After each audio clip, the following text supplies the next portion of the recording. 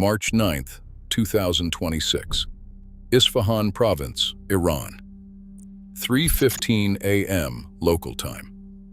Somewhere beneath 40 meters of reinforced concrete, American soldiers were being held in an Iranian underground military complex. 24 hours earlier, Washington had refused to confirm they existed. 6 hours from now, a Pentagon spokesman would use the phrase "safely recovered personnel" in a press briefing and immediately change the subject. What happened between those two moments is Operation Shadow Claw, and it began with an aircraft that Iran never saw coming.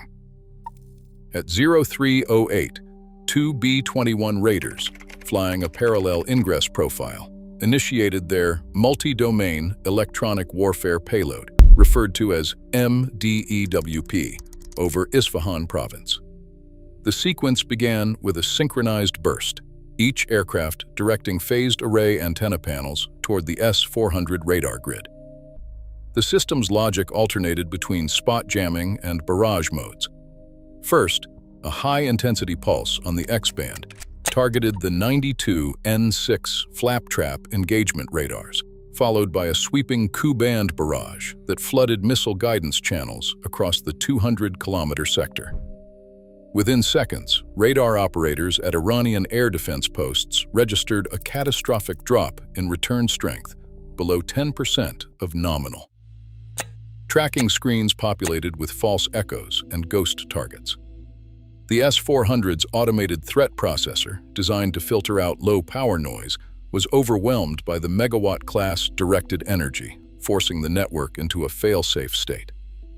For 3 minutes, every acquisition and fire control node inside the jamming radius was functionally blind. This blackout was not theoretical. Declassified test reports from the 2022 Joint Electronic Attack Exercise confirmed that a two-ship B-21 formation, using phased array directive gain, can induce a 180-second track loss event across a simulated S-400 battery at this range. The Iranian network's last clean track vanished at 03:08 and 12 seconds. In that window, no radar-guided interceptor could launch, and no early warning net could relay a credible alert. The corridor through the Zagros was open. The MDEWP's power draw peaked near 1.7 megawatts per aircraft, with thermal management protocols limiting each burst to under 5 seconds per band before cycling. The electronic warfare crew, 5 personnel per B-21, monitored live spectrum feedback and adjusted pulse repetition to counter any adaptive frequency hopping by the S-400. The result, a 200-kilometer electromagnetic blind spot, was validated by both open-source propagation modeling and the Syrian precedent of 2023, when coalition jamming forced a similar Russian-made system into manual override. At 03:11, as the blackout held, the air corridor was declared secure for rotary wing ingress. The next phase of Operation Shadow Claw was underway. At 03:12, the first MH-60M Black Hawk lifted off from the forward staging base, its fuselage coated in radar-absorbent polymer and its rotor tips sculpted to scatter acoustic echoes into the valley floor. Pilots from the 160th Special Operations Aviation Regiment, Night Stalkers, kept the nose low, pushing the aircraft to 150 knots while hugging the contours of the Zagros corridor. Below 100 feet above the ground, the terrain-following radar scanned ahead, feeding real-time elevation data into the flight computer. The helicopter responded with minute altitude corrections, riding the undulations between Ku-e-Daran and Ku-e-Galat like a shadow. The valley itself offered natural masking. Beyond 12 kilometers into the corridor, line of sight from Iranian S-400 radars was blocked by the ridgeline, but the risk of ground-based acoustic or thermal detection remained. Engine exhaust flowed through titanium baffles, cooling the plume and reducing the infrared signature visible to man-portable sensors. Meanwhile, active noise cancellation pods emitted counterphase waves, dropping the Black Hawk's acoustic footprint by nearly half. Waypoint A passed in under 30 seconds.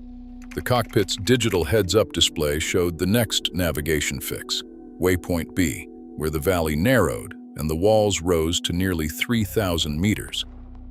The pilots maintained a strict lateral deviation of less than 100 meters, trusting the upgraded C-band terrain-following radar to keep them clear of sudden outcrops. At 0314, the final approach began. The crew throttled back, dropping speed to 90 knots as the landing zone drew near.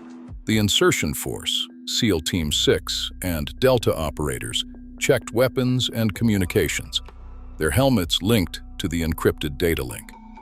At 0315, the MH-60M touched down on a gravel pad less than 400 meters from the IRGC compound entrance.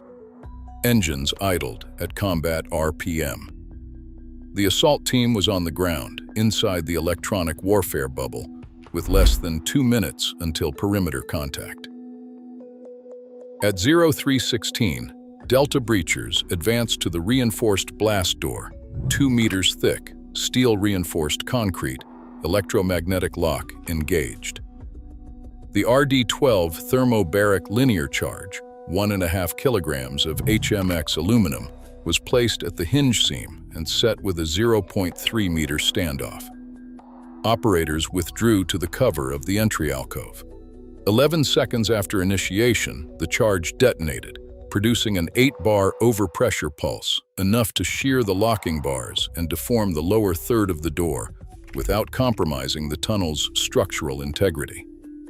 Breach. As the shockwave dissipated, a flashbang device fired 3/4 of a second later, exploiting the acoustic dead time and delivering a 5-millisecond whiteout through the breach. SEAL Point men moved first, slicing the pie across the exposed corridor, each operator covering a 45-degree sector. The first 2 meters were choked with dust and spalled concrete. Night vision cut through the haze as 2 guards staggered from the inner checkpoint, disoriented and unable to return fire. Both were neutralized within 4 seconds. Whiteout.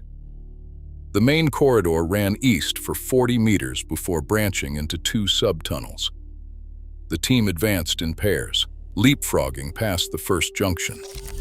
The facility's internal layout, confirmed by prior geospatial intelligence, indicated a stairwell descending to sub-level 2 on the left, with the signal's intelligence server room to the right.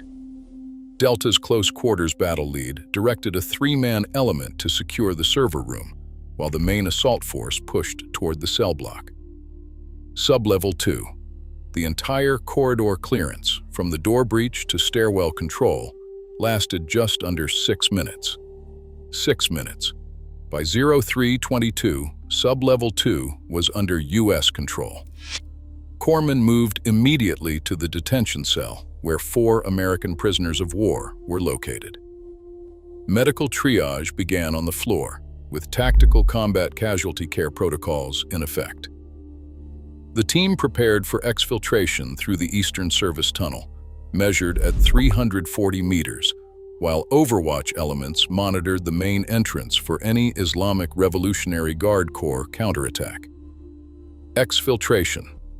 Corpsmen reached the prisoners of war at 0322. 2 could walk with assistance. 2 required immediate stabilization for blast injuries and mild concussions. The medical team initiated tactical combat casualty care protocols, working from a pre-packed kit, including airway management, hemostatic gauze, and intravenous fluids. On-site triage was clocked at 90 seconds, within the doctrinal window for field stabilization before movement. Operators secured chain of custody for all recovered intelligence, including 2 terabytes of encrypted signals intelligence from the server racks on sub-level 3. Each drive was bagged, labeled, and logged against the exfil manifest. By 0324, the team began moving the prisoners of war through the Eastern Service Tunnel. The corridor, 340 meters in length, had been mapped in advance. Overwatch elements covered the rear as the main element advanced in staggered pairs, maintaining light discipline and radio silence. Residual jamming from the B-21s continued to suppress Iranian communications and radar coverage, holding the blind spot until the last man cleared the tunnel mouth. At 0341, both MH-60M helicopters lifted from the extraction zone. The prisoners of war were loaded first, followed by the assault team and the intelligence hall. Pilots flew a terrain masked egress, maintaining radio silence and low altitude until crossing 40 nautical miles beyond the Iranian border. Only then did the electronic warfare bubble begin to taper and encrypted communications resume.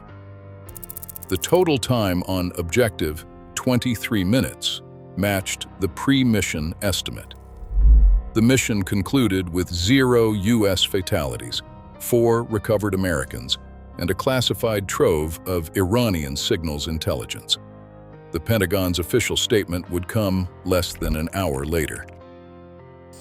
Today, the B-21 Raiders' electronic warfare remains untested in open conflict. But its demonstrated ability to neutralize integrated air defenses redefines what's possible in contested airspace. As rivals adapt, the margin for surprise narrows. In the shadows, technology and resolve still decide who controls tomorrow's thresholds.